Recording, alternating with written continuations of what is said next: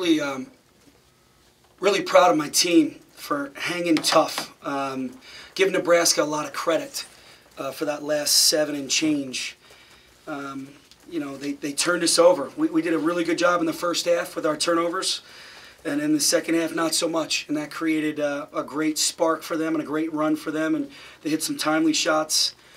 They really picked up their defensive intensity, and that's why we have to continue to learn and get better. We have to do the little things. We have harder screens. We have to cut harder. We have to help Shep out a little bit more, and we'll watch film and we'll get better from this. But it is a win, and we're going to enjoy it. And it is our 3rd in a row, and I want those guys to enjoy it because they worked so hard all week. That team was up 30 on us at their place, and we were up 18 tonight. We just got to learn, just like Rutgers, when we're up 17 or 18 there, we have to learn how to put teams away. Instead of thinking about outcomes, we think about possessions, of winning that next possession. And when the next one comes, win that one. And I thought we lost sight of that just a little bit. In timeouts, I could see we were a little bit down. But I tried to pump them up, positive, a little bit of tough love, positive, a little bit of tough love, to make sure that they know that we were going to succeed and we were going to finish this off. And I was really proud of Shep at the end there. He saw that alleyway. We had a feeling that he would see that. And we knew it was 1-on-1 or hopefully 2 shots. So he made the one that counted. You made 11 threes tonight. Can you just speak to kind of the timeliness of a lot of those? Guys are shooting with great confidence. We're working every day on shooting, and those guys are getting in extra, shooting on their own. And that's why you earn the right to make shots. And that's why shots are falling for us at home. So it's really great to see. I mean, offensively up until that 7-minute stretch, we were really doing some great things, really sharing the basketball. And you know, we have to continue to work on that. But it's nice to make that many threes. I'd like to see us get to the free throw line. I don't know what we're going to have to do, but we're going to have to figure that piece out. After the last Nebraska game, you said the team had 3 of its best practices all year. Has the practice intensity just been as intense these last few days leading into this game? Absolutely. We even had an open practice, and sometimes you want to do some fun things for the fans. I didn't do that. I didn't prescribe to that. We went hard, and we competed, and we got after it, and we were trying to get better. And we had a good one Monday, 2 great ones Tuesday and Wednesday. And I'm really proud of our guys because Andrew White had 35 against us last time, and I'm seeing he only had 8. And we'll give Coach Anderson a little bit of credit. He played Andrew White for a couple days there. So it really worked out for us. First half, there's a possession, ball goes inside to Jordan, goes around, everybody touches it on the arc, it reverses back to Peyton, and he makes the 3. Second half, over that 7-minute stretch or so, it seemed like the ball didn't move as well, the guys didn't move off the ball as well. What's sort of the difference between those 2 possessions? Yeah, you know what? We call it sticking. The ball started sticking, and we got a little bit stagnant, and we have to continue to move the basketball. Now, we do work inside out. So we're working inside out, and Brandon's got to make good decisions from inside the paint. So reverse the ball, make plays, which we did a beautiful job up until that 7-minute mark. Or drive and attack closeouts, and that way we get ourselves to the free throw line. So the ball started sticking a little bit, and again, mentally, you start to see it go from 18 to 14 to 10 to 8 to 6. And you know what? That creeps in our heads. That creeps in your heads a little bit. That's why, you know, I'm really excited about this win for our guys. Isaiah Washington only took 1 shot from outside, and that was actually really a layup. So what have you seen in his improvement, doing the little things right, 8 rebounds, things like that? Isaiah played 27 minutes. I have great confidence in him right now. He took a good shot, end of a shot clock.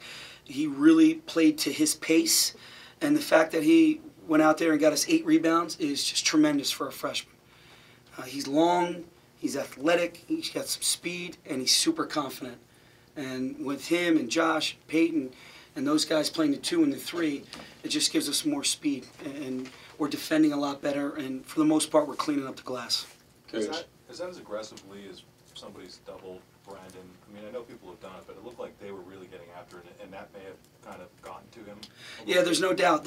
So they went away from it, Right. and because we were making threes, and then they went back to it, which we practiced for 3 days on. And I just think he got sped up a little bit. He just needs to play at his pace.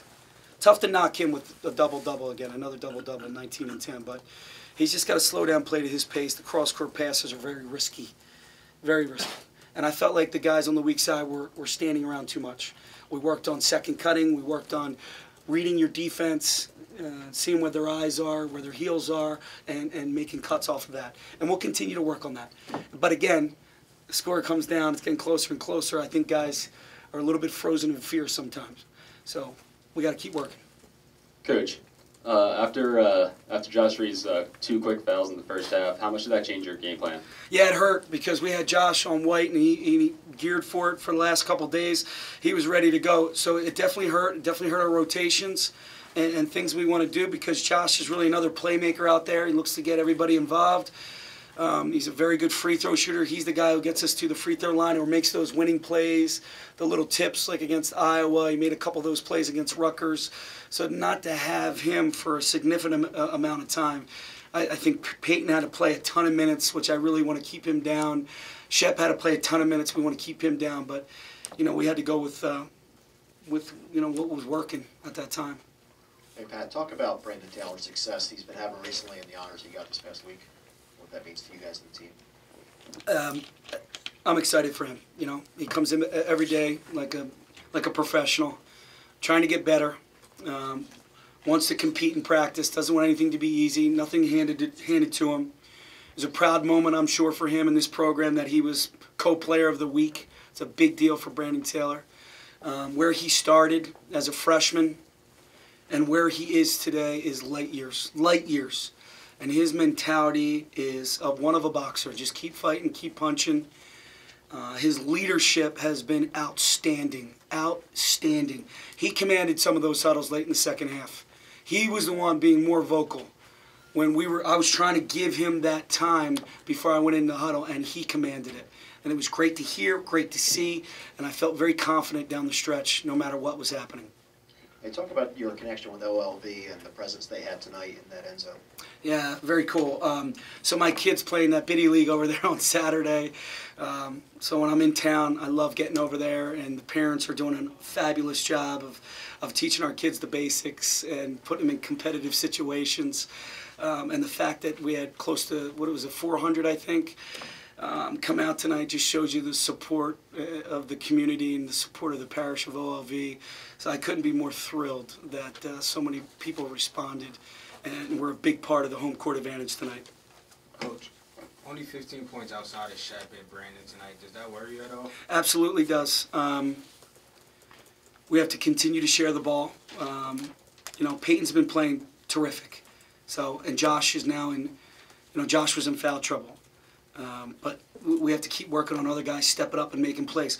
We're a much better team when we have 3 and 4 guys in double figures. And we had that the last couple of games, so we have to continue to work on that. Guys have to continue to play with great confidence. And I told them, we believe in you. If you have an open shot, you got to stick it. Especially if it's uncontested, you got to stick it. And Siobhan missed the past 4 games, but he looked pretty good tonight. What kind of matchup problem does he present out there? He's just so long and so tough, and he's so competitive. And we prepared for him. We knew he was going to play. I felt like he was going to play. I felt like Tim thought this was a critical game for them. They have 2 more games to go. I felt like this was critical, so that's what he was waiting for. And we did the best we could on him. Siobhan just stepped up. He's a senior. He's a leader. That's what they do. Your defense on that last shot that he took off of kind of a, not scramble, but even the other time to prepare, how do you think he did? I thought we did great. We switched everything at the stretch. Down the stretch, Donovan Jack contested it. So we were trying to get Jordan in there. Well, there was 2 schools of thought there. We wanted to get Jordan in, stop the clock. I wanted to see the setup. I was thinking about calling timeout just so we knew what we were doing, because you have 2 sophomores out there, a freshman. So I wanted to. After the make, I'm sorry. Yeah, if he made it, but he didn't make it. So, but you still have Donovan out there, you still have Brandon Taylor out there, guys who have been through end-of-game situations before over their careers and in practice these last 3 days. We work a ton of end-of-game situations this week, and I thought Donovan did a great job of distracting him. Donovan didn't show up as much on the stat sheet tonight, but what has his play and Isaiah's of late meant to the team the past 3 Yeah, games? I think collectively, cohesively, chemistry-wise, I think these guys are really starting to trust one another.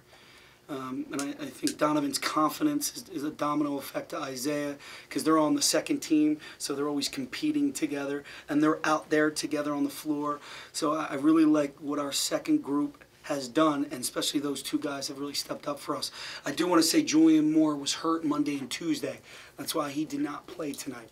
So it's not like Julian, I couldn't find time for him. He was just out for a little bit, but he's back.